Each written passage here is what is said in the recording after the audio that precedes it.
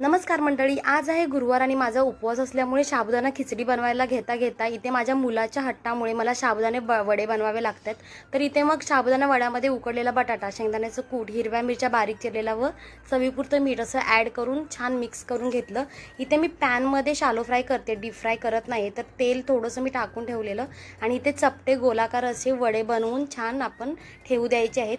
इथे माझी मुलगीसुद्धा मला मदतीला आली आहे आणि हिने बघा किती मोठा असा साबुदाणा वडा बनवला आहे।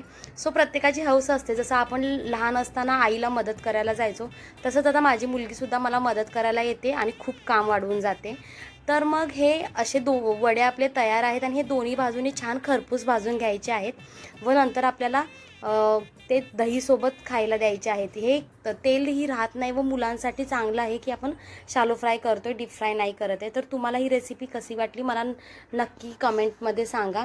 इथे माझ्या मुलांना तर साबुदाणा वडा खूप आवडला।